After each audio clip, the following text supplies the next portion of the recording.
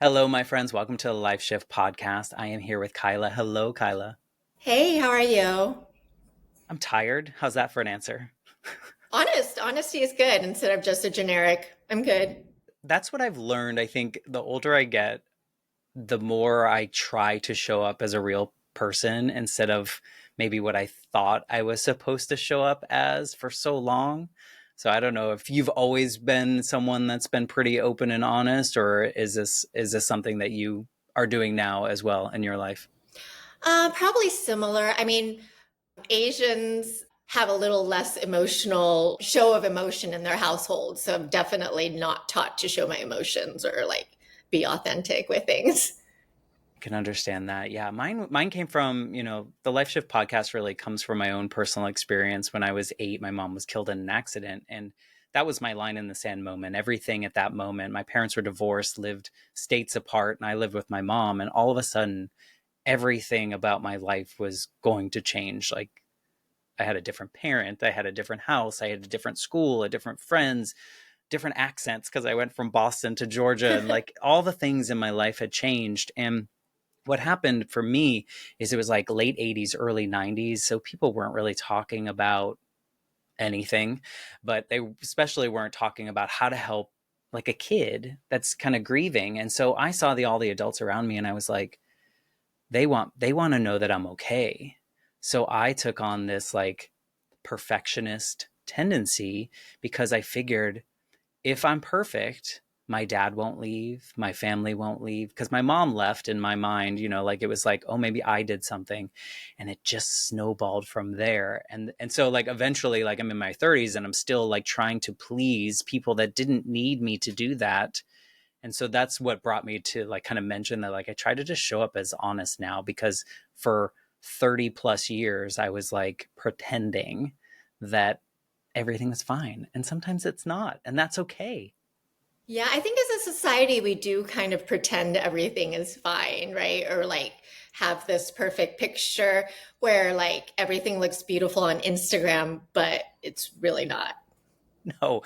And you know what I've learned through this podcast journey is like when people are telling their stories, like I will celebrate all the exciting moments for them, right?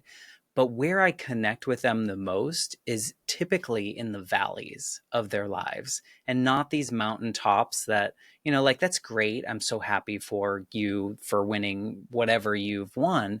But like those hard moments are teaching me more about you as a human and how you kind of move through those moments. And so, not to say that I only want to hear people's bad stories, but at the same time, I want to see how they came out of them and like how it changed them because it's so interesting to me. Yeah, it's important that you learn something from it instead of just getting. My friend said to me, like, there's some people who bounce and some people who splatter, and you want to bounce, right? You want to like learn from it and come back stronger and better. Yeah. I wonder if your friend would agree that you might have to splatter at one point to figure out how to bounce later. Yeah, yeah, yeah. You, that's very true. You almost like need the tools and it sucks. I think it's kind of very similar to people saying, "Oh, I had to hit rock bottom." Yeah. And like once you do it, you'll know better the next time. I think it's all about, successes come from a lot of little trying and making mistakes and maybe we don't say the word failure, but like a lot of mistakes will teach us to get better and better and better. So same Hmm. thing can be in life. Definitely. Well, thank you for wanting to share your story in this way. My whole goal is that someone out there hears everyone's story. And if they feel alone, maybe by hearing someone's story, it's like, oh, I'm not the only one going through this, or there is hope for me, or something like that. So I think it's beautiful to be able to talk to a bunch of strangers around the world. About their like most deepest moments. Sometimes it's light. Sometimes it's they woke up one day and they decided to quit their job and go chase their dreams, and that's great. So Yeah. we celebrate those as well. But before we get into your specific story, maybe you can tell us who you are in 2025. Like, how do you show up in the world? Like, how do you identify? I'm Kyla, and I guess I'm now an author. I think I've actually had like several life shifts in my life because, like, I've had several different careers and pivoted due to circumstances that just guided me in a different direction. But yeah, at the moment, I'm an author. It's awesome. Well, congratulations. By the time this comes out, your book's been out about a week now. So congratulations to you. Thank you. That's quite a feat for anybody Yeah, it's scary and exciting and all the things. because it's very personal. Yeah, as personal as can be. Well, I mean, Yeah. I think it's so important though. I think, it gives so many layers to humanity, and I think it's just really important that people are sharing their stories because we can also learn from your story. Well, it's funny when you're writing the book, you're just like putting it out on paper, and then you're like, oh shit, this is actually gonna be Yeah. coming out in a month. Yeah. Like Yeah. people I know are going to read this. Yeah. My parents. I told them not to read it, actually. Well, now they're going to read it because you told them not to. They got to skip specific chapters. Just give them the redacted Yeah. version. Well, maybe you can paint the picture of your life leading up to this main pivotal moment. Like you said, we all have so many life shifts. And if we're lucky, we have these life shifts that we can pivot from, even if they seem really tough in the moment. Sometimes we look back and we're like, kind of worked out in a beautiful way. So maybe you can kind of paint the picture of your life leading up to this. And if you need to go back as far as your birthday, you can. Yeah, I'll just touch on growing up. I'm Taiwanese and I grew up in a Taiwanese household. As I mentioned, we didn't talk about emotions. And my dad was such a good dad, like in so many ways. He was a provider, but he was just, some Asian dads don't interact with their kids that much. It's just cultural. So I didn't get like the adoring dad that I sometimes like. My brother is now a father and he's like adoring, telling his daughter she's beautiful or she's talented. And I didn't have that growing up. And it turns out I really needed it. And I didn't know that. Like attention, kind of? Was it not attention or just like love and attention mixed? Love and attention. I mean, I got plenty of attention from my mom, but like Asian moms are like kind of mean. You know, the tiger mom. They're like Understood. critical and they're trying to push you to be your best, but they don't do it in a nice way that builds self-esteem. I did like get good grades and go to a good college and all of those things, but I just was very, very deeply, deeply insecure and uncomfortable in my skin. And I really looked to men for validation, which is kind of something that tons of women faced in the 2000s anyways, not a unique thing. I think that layered with family dynamics and just like a natural low self-esteem. You just wanted to be loved, or you just wanted to be I think care of, or I think we all, if you bring it down to the core, we all just want to be loved. And then it manifests in different ways of searching. Loved and validated, and we just search for it in different ways. Drugs and alcohol are a big part of my story. I'm 11 years sober, so that was a big part of that. Once I got into college, I didn't even try alcohol really or drugs while in high school because my household was so strict. But once I got into college, I was living in San Diego. My parents were here in Upland in the IE, and I was far away and free. I partook. you just let loose? Yeah, they say those who start later get a little bit crazier. So I got pretty Had crazy. you wanted to do all that stuff? Like when you were growing up and you were in this like strict kind of, you need to keep your nose to the grindstone, were you like wishing you could be someone else or anything like that? Or I don't know. I was like, I didn't really have any specific goals. I kind of felt like, oh, I want to be a singer or something. But then for Asians in the 2000s, there was zero, there was like Lucy Liu, and that was all. There was no singer, there was nothing. So you didn't really think that was like a valid thing to pursue. So I thought, oh, I'd like to do that, but that's not realistic. Did your mom have like a predetermined like absolutely career for you and all those things? Doctor, lawyer, 401k. Yeah. Something with a 401k. And you were like, were you okay, I'll do that? Or were you like, Yeah, I mean, sure, it was Mom. just what everybody, my peer group was in. I was in like AP classes and stuff like that. So all my friends were trying to get to the best college. So I was just doing what everyone expected me to do. Everyone just went to college. So of course I was going to go to college. I wanted to go to UCLA, but I didn't get in because I got kind of bad in high school where we just started ditching class and sneaking out at night. But it's very strange that I wasn't offered alcohol or drugs in Yeah. retrospect. What were you doing? Well, I feel like the Asians, the bad Asians weren't that bad. We were just like a little bit bad, like just sneaking out at night bad, but not doing drugs and Yeah. stuff. Just testing the limits. Yeah, yeah. Like for us, that was really bad. So we thought we were badass. Well, it would have been if you got caught, right? Yeah, yeah, yeah. Either way. But college seems like it's like is it a land of opportunities for you? Do you just like Um, well, how I got led into like drugs, I never really thought about doing them at all. It just like didn't cross my mind. I think I was just in this bubble of people who weren't doing that kind of thing and I didn't think about it. But then I got a boyfriend who I really fell in love with. It was like my first real boyfriend, I would say. And he did a lot of drugs. So he did a lot of weed specifically, which is, I guess, considered a minor drug now. He would do it morning to night. And of course, he would start to like push the bong towards me. And eventually I tried it and I absolutely hated it. Like I still hate weed to this day. It makes me paranoid. It makes me terrified. And I do not get any of the pleasurable feelings everybody else feels with it. But once you've tried that, it just makes you like more open to trying things. And that was during the time of like when rave culture was hitting the California or probably all of the states. Eventually, we went to a rave, and I remember taking that first ecstasy, and I was like, where has this been my whole life? Like, this is it feels like a spiritual experience, like a kind of joy that I had never felt. And the whole night, and this happens with a lot of people who try E for the first time, I think, I was just thanking my boyfriend, like, thank you, thank you, thank you so much for giving this to me. And yeah, that was just the way. And I just like started doing that all the time. it was very recreational for you? Like something where Yeah, at first it starts off as weekends or whatever, but it starts to bleed into more eventually. does it start affecting your life? Like, I mean, I think some people are very functional on stuff like that, but then E is very functional because E is different from, say, cocaine, where you can do that all day long. Like if you take a ecstasy, that's probably you for 20, like you can't take another one 2 hours later. It's probably just not gonna really hit.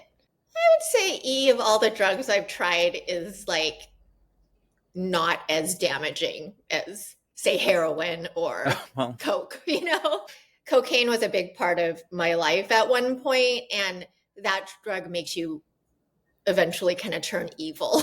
It just makes you like kind of turn into a person with not a lot of ethics eventually. But E doesn't do that. Did you find yourself like looking for the next thing that would give you a different feeling, and that's why you kind of went down the road, or it was just there and your life just was kind of around the drug, so why not kind of move into it? Because I feel like if you just did it once, so whatever, but well, I was obsessed with the E feeling, so I wanted to do that all the time. And it is like better as just a weekend thing because you want that. If you're going to do it, you want that full high. But if you like did it today and then did it the next day, it wouldn't be as good. So you're better to kind of wait, in my opinion. But yeah, I loved it. Just to be honest. Yeah. Well, I mean, I think that a lot of would you consider yourself that you were addicted to drugs or Absolutely, a drug addict? yeah. Okay. Yeah. So I would say a lot of former addicts of some sort, there are things they miss about those lives. So I think that's super honest and real. I think we can't be like, oh no, I'll never do it again. Like there were parts of your life you probably really enjoyed while doing that. Yeah. I mean, it always starts off good with the drugs and then I not so good at later.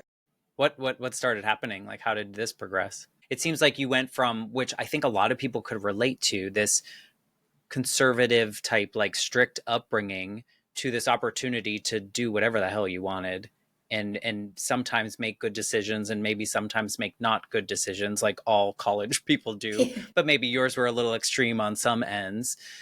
So I think that's all like relatable. I think a lot of people have probably experienced that, but I'm assuming some parts of that didn't go well for you. Yeah, so I was in college just like doing my thing. And as I mentioned, there's not a lot of role models for Asian Americans at that time. And when I was in high school, I like discovered this Asian model. Her name was Sung Hee Lee, and like all the guys were in love with her. There was like just one model. That's how few we had.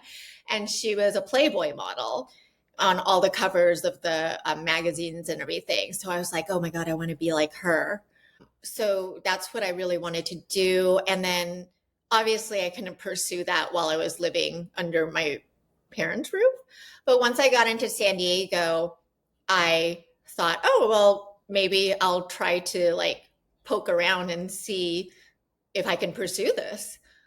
Back then we just started having the internet. I feel like I had like a desktop computer and it was like still the black screen where there's a cursor. Like it's pre-internet basically. So there wasn't a lot of resources to find out how to do things as we have today, everything at your fingertips. But I started looking just in like San Diego's LA Weekly and like the college newspaper. And the college newspaper had ads like, oh, looking for models, test shoots, blah, blah, blah. So I would go out and like just go to these random, so sketchy photo shoots where it'd be like some guy at a house, but like I hadn't ever experienced anything bad. So to me, it was like, oh, I guess this is how it works.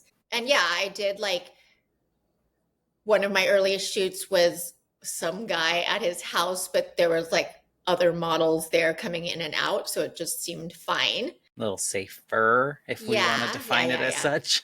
Yeah. Maybe not, we wouldn't think of it now as safe, but Yeah, yeah. back then, yeah, we were a little naive to maybe a Very lot of things. naive. Yeah, like trusting, Yeah. trusting. Oh, yeah.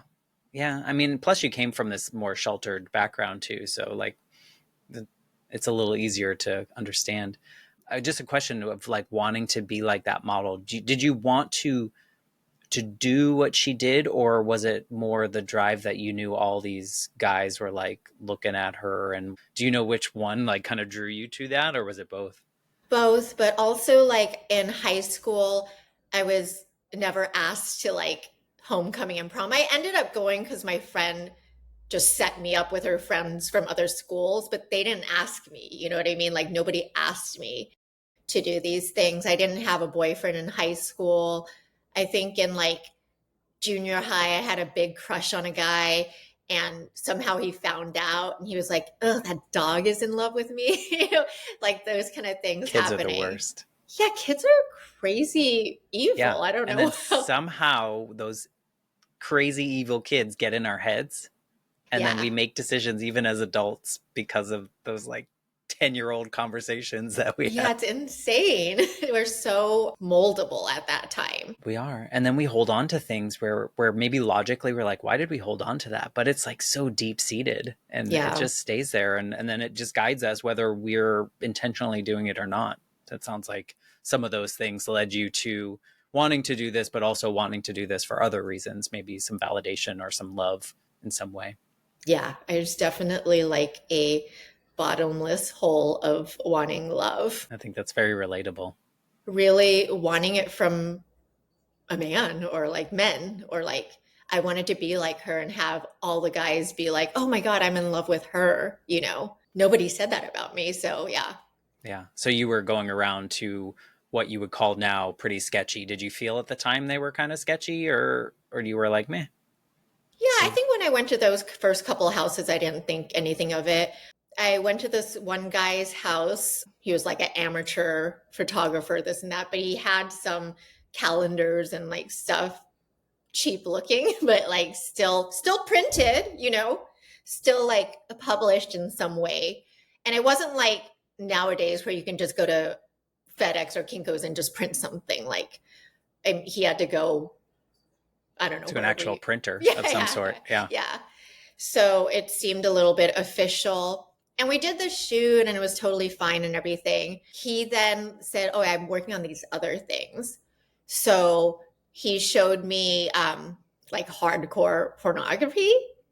And I was like, no, I would never do this. And And then I left. Yeah. And it was just not some, I mean, Sung Hee Lee, my idol, did not do hardcore porn. And I think within the industry at that time, there's definitely a hierarchy, like the Playboy models, then the penthouse models, and then hardcore is like, ooh, that's like really serious. Yeah, so that's definitely something I didn't want to pursue. But then I kept going out to these things and it was fine. And eventually I ended up going to another guy's house, except this time it was an apartment. And that one I knew when I stepped in that things were weird. Um, oh shit. I don't know if I've ever spoken about it out loud. So I don't remember a lot of what happened when I was like, I straight up don't remember a lot of what happened. I just remember I went there to do that test shoot, like typical. And then I was asked to do things that were more pornographic. And I've spent so much time writing about it, I wrote about this in the book. So I've like broken it down and everything. I remember flashes of like just feeling uncomfortable or fearful or whatever. But I've went back and watched that video again, and you can see, which was, yeah, its own thing. Because I had to see, because what ended up happening is that the video was published online. Well, it went to DVD first, because that's what we had back then.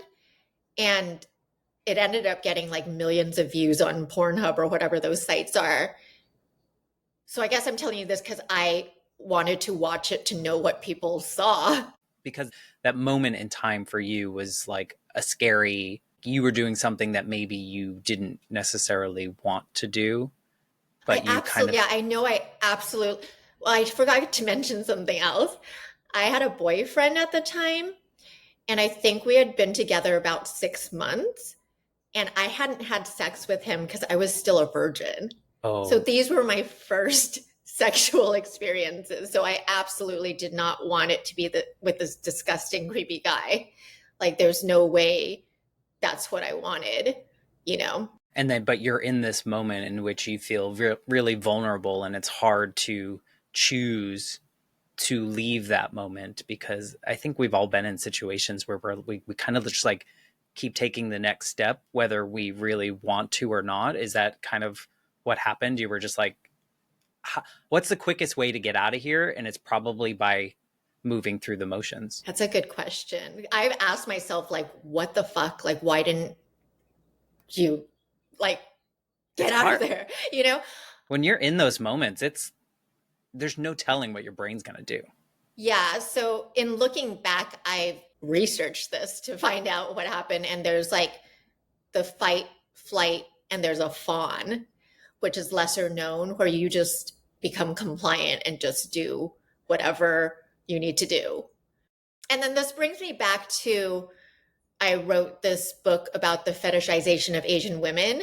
Part of that fetishization is that the men who fetishize Asian women like them because they're submissive and really compliant and basically submissive.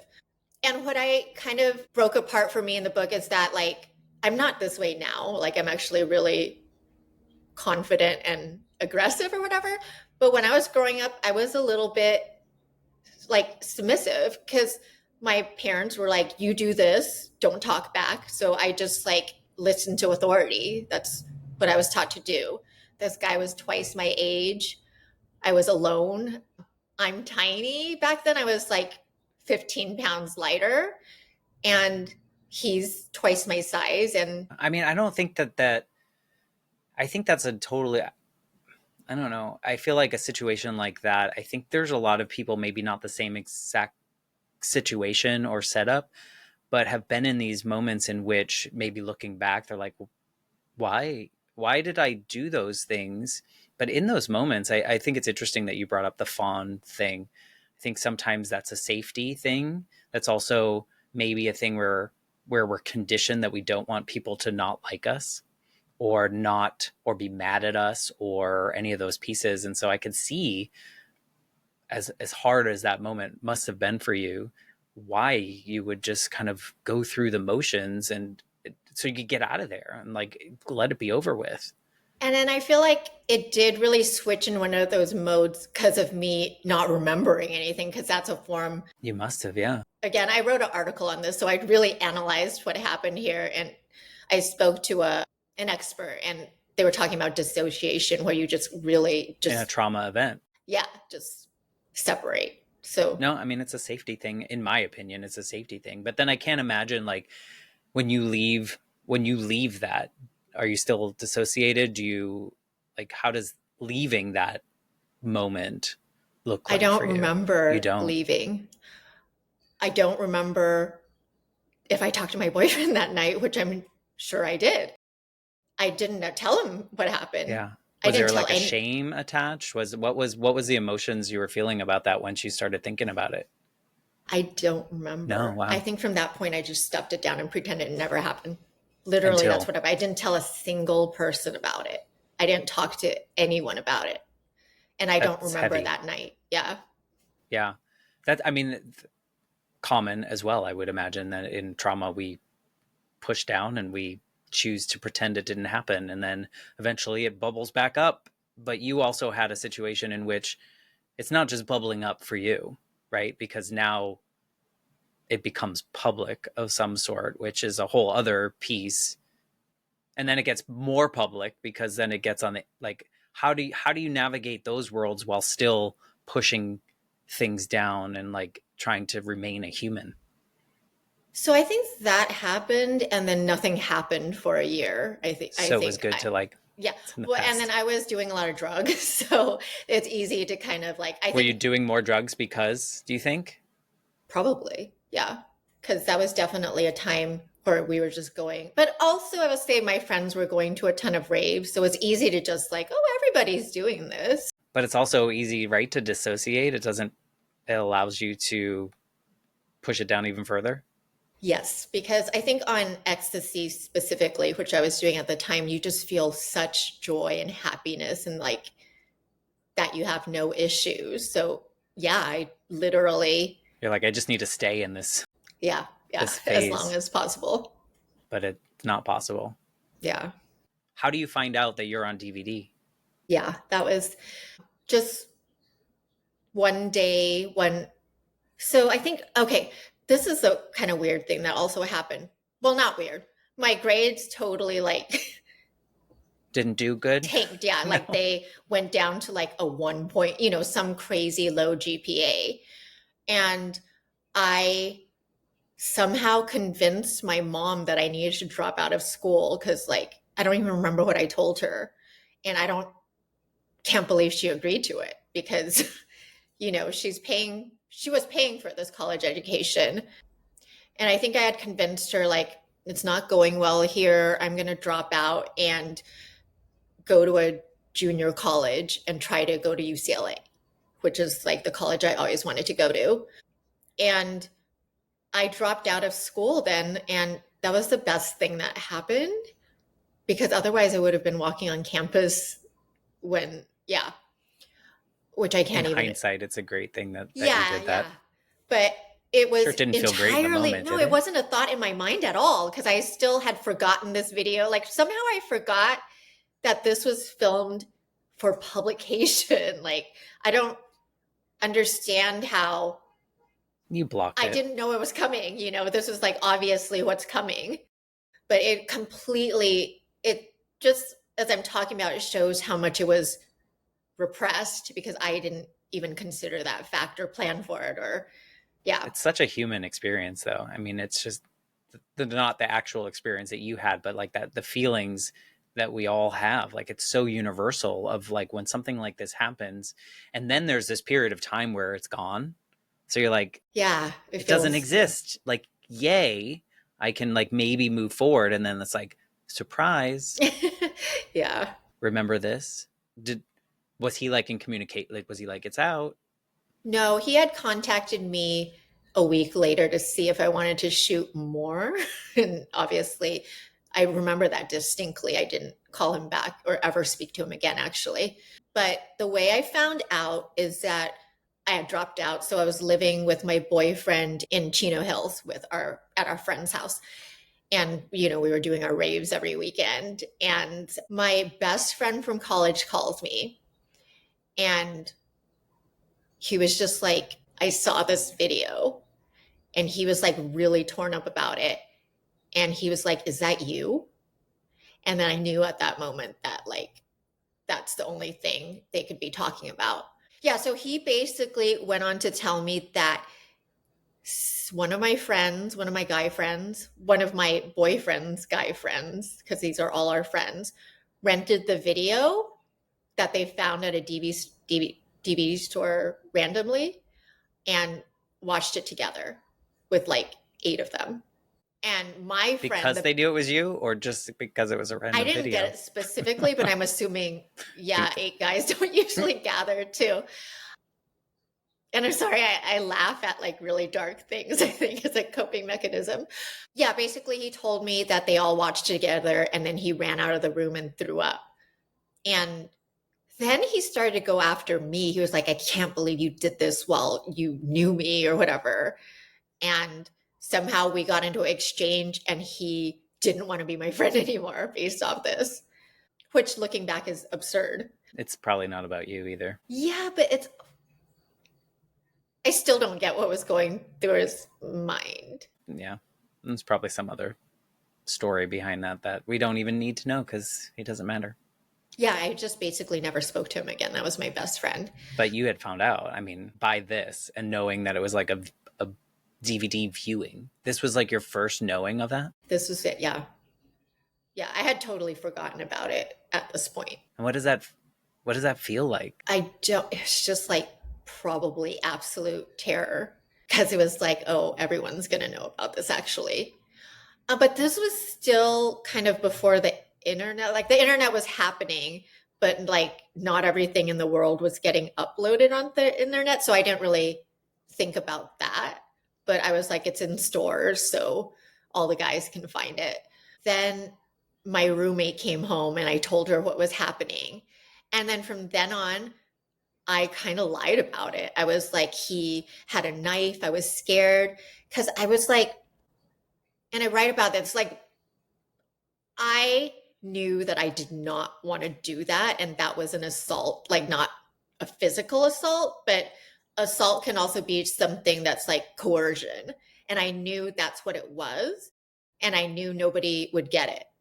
Unless you Yeah. added some now details. now everyone gets it. Like Of everyone course. who hears the story can get like that's unacceptable. But like back then in the 2000s, we definitely didn't have any kind of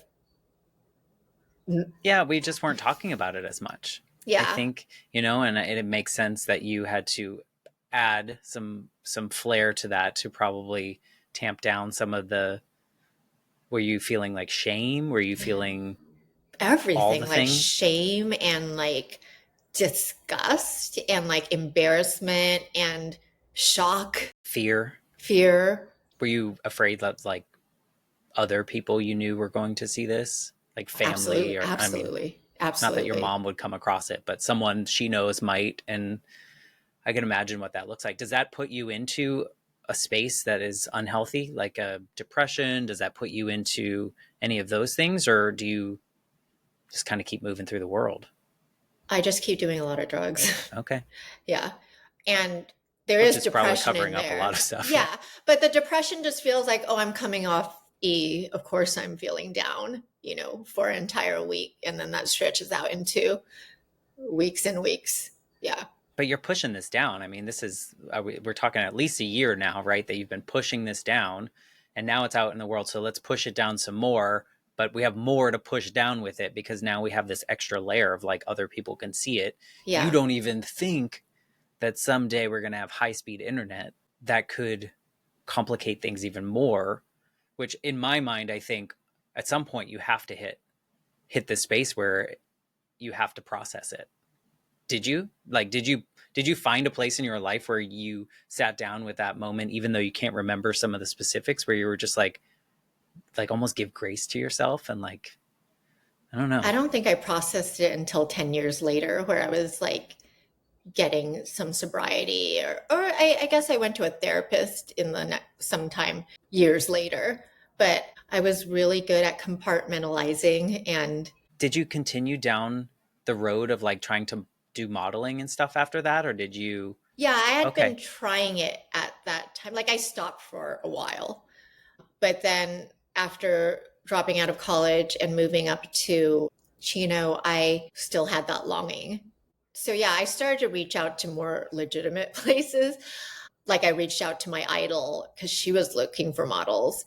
And then that really opened the door for legitimate photographers. And I started to like get my foot in.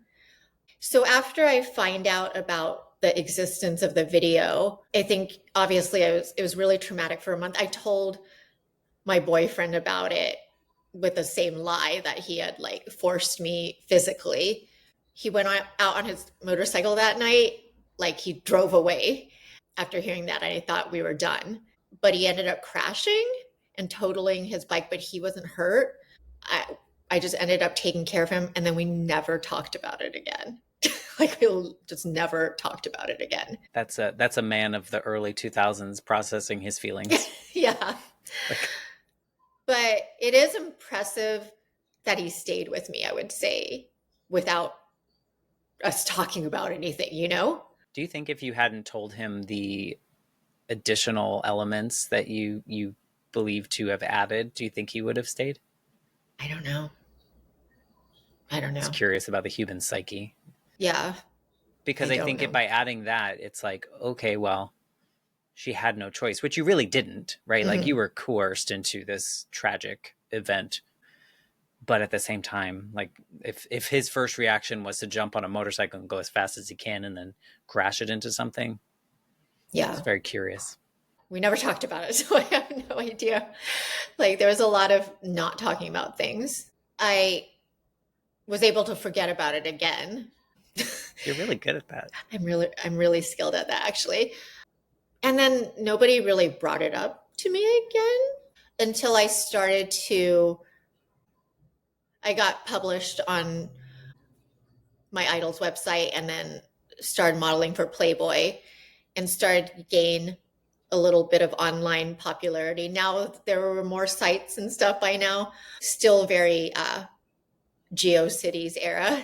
And then the video comes up again, obviously. By now I had it in my mind, like I forgot about it, but I knew people in the industry can find this, whether it's on the internet or DVD. So it was always like I felt like damaged goods, Hmm. frankly. Even though you were getting some notoriety in a space that you wanted to be in. Yeah, but like Playboy doesn't work with girls who do hardcore. And I didn't have sex in the video and do anything majorly hardcore, but I was coerced into things. Yeah, yeah. It And was like, things that you feel tainted the what Playboy would have wanted of you if they found out. yeah. And I want to say, like, he took away those things, like, that I could have experienced with a man for the first time. And there's some things I don't enjoy because that was my first experience with, like, someone disgusting, actually.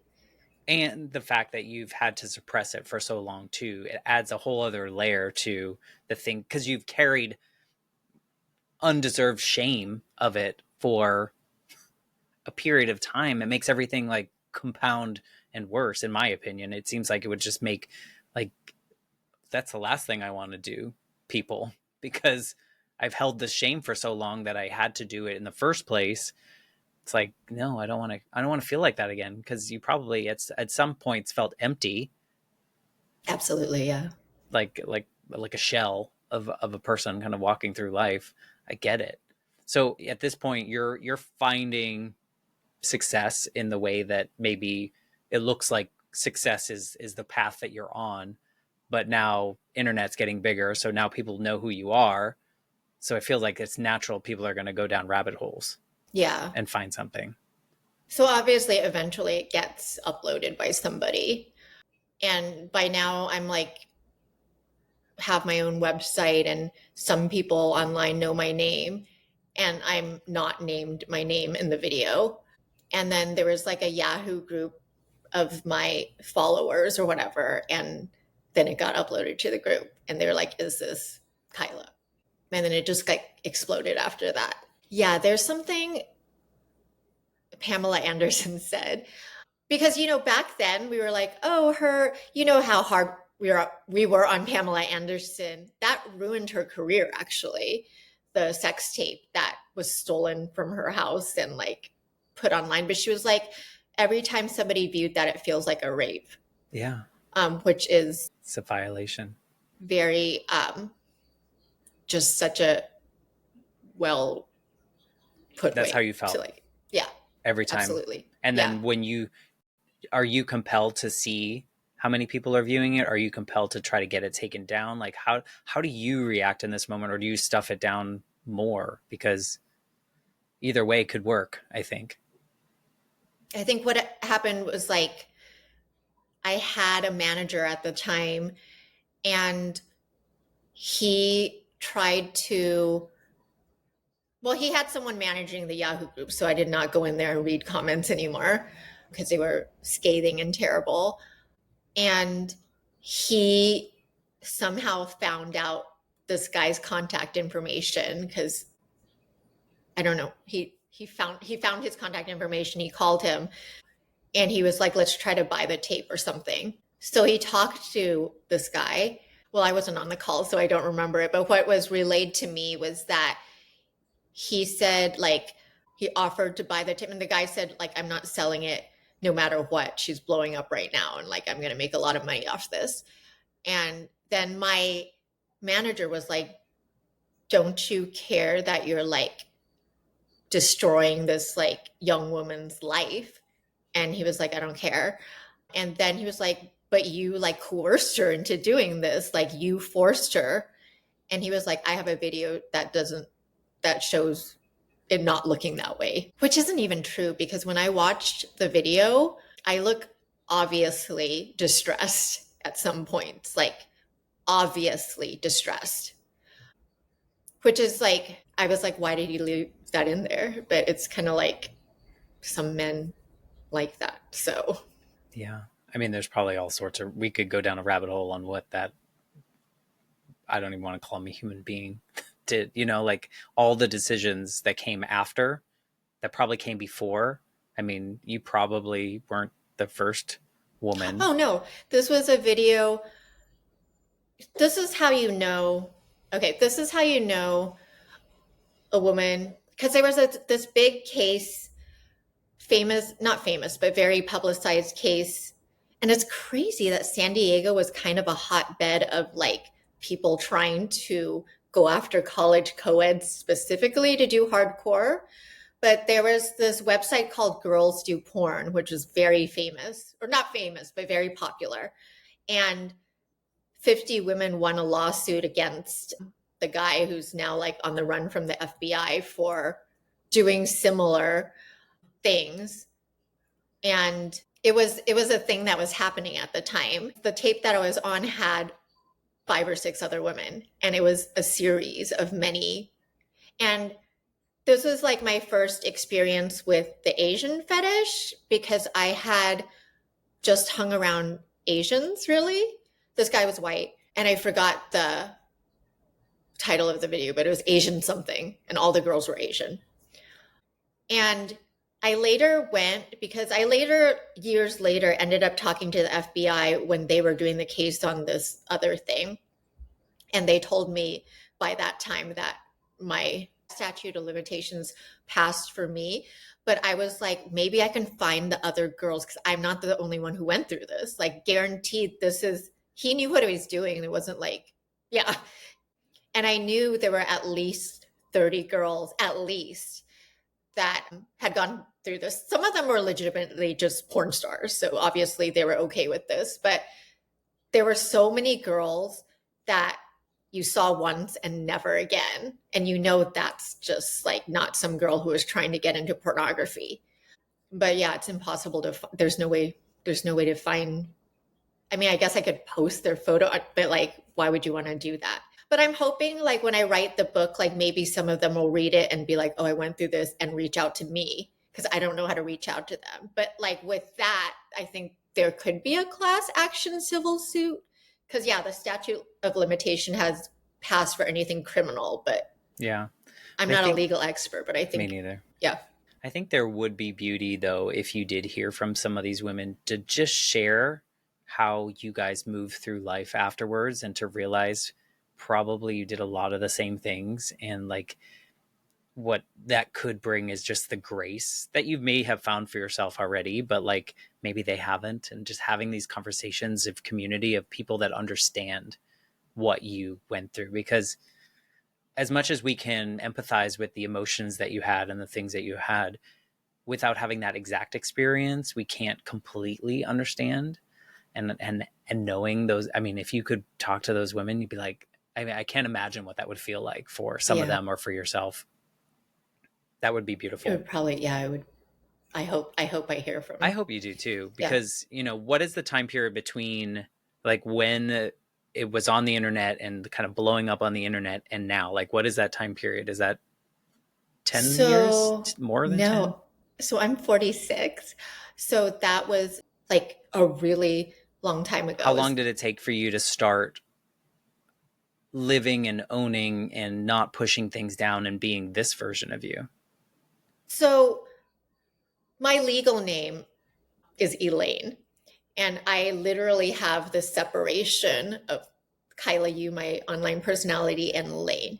So I've always been like, that happened to Elaine. There's like a very still disassociation from it where I can feel like, oh, that's like something imaginary that happened to Elaine.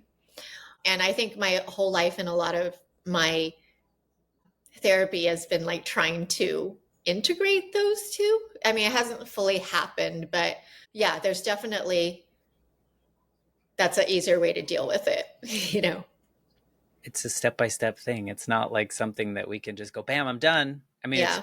my mom died when I was 8. It took me like 20 plus years to like go just seek out therapy and then realize like all the shit that I did to myself because of not being ready to like heal from it. And like so sometimes it just takes a while. I mean, I was Yeah. like early 30s when I finally found the right therapist, and they said the one sentence that I needed to hear 20 years before that. And they were like, you realize that every decision that you've made since you were 8 was out of fear that someone else was going to leave you or that someone was going to be disappointed. And it was like one of those moments where like the clouds part, like, and you're just like, I wasted all this time. Not if I had known that when I was 10, like maybe I could have done something different. But like I feel like for you too, not to say that this moment is something that you should look back on with any kind of like silver lining or anything, but all the things that came because of it, and now what you're going to be able to do by putting your story into the world, and maybe someone else out there went through this something and never told anyone, and now they read your book and they're like, oh, I'm not weird. I'm not. There's nothing to be ashamed of because it was a decision that I made to go there, and then everything got out of my control. And, like life unfolds in Yeah. the most mysterious of ways. Yeah. I feel like women just need to know like assault is not some guy coming at you with a knife and grabbing you all the time. Yes, that is what it is sometimes. But mostly It's a assault is power a thing, lot right? more subtle. Yeah. Power differentials.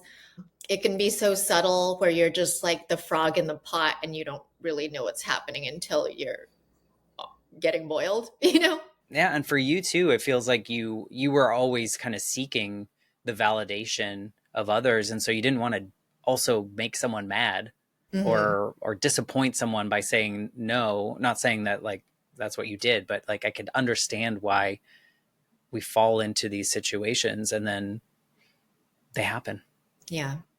But then we have to like find, and I hope you do find the integration of these two personas that you have more so, because I don't think there's any shame or anything that you should be holding on to. And I hope you're not holding on to a lot of that, because this was an experience that was a little bit out of your control, and the things that unfolded after you could not have predicted happening.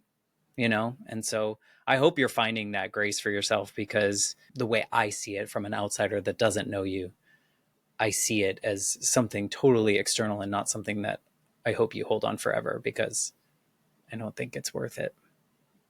I feel like I'm not holding on to it anymore. Like I feel like I've That's good. processed it, and but then I'm like working with my therapist and I'm like, there's still more trauma work to be done. Like I've done years of it and there's still Yeah. more. So who I think knows? it's always unfolding. I think at Yeah. some point, maybe at some point, you're going to remember that event, and that's going to be really hard, you Yeah. know? But maybe that'll be a new breakthrough. Maybe that's going to be another life shift for you. And I think the more we're open to realizing that we're full humans and we are allowed to feel all the things, even if it's mad, shame, happy, you know, like all the things are allowed to us. And it took me forever to figure that out for myself, that like, it's okay if I'm sad. It's okay if I cry, even though I'm a guy, I'm allowed to cry. You know, like there's certain things that come with whatever we've assumed from the environment around us that like kind of really taint a lot of things in not a good way.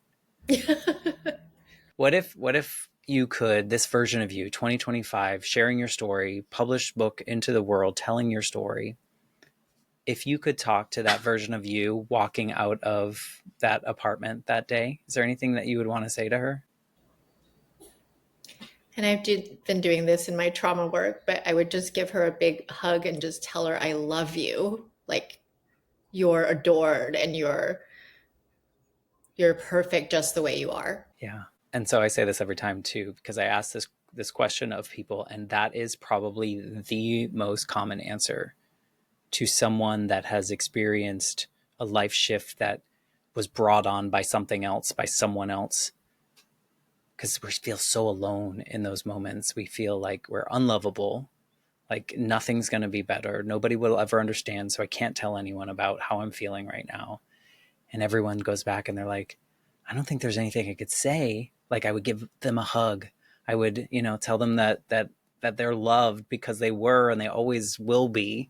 So I'm glad that you said that, and kind of just reinforces the human experience. Like no matter what we experience, like we think about those moments of those versions of us and like want to give grace to them and some love to them. So thank you for saying that and confirming that the human experience is very similar.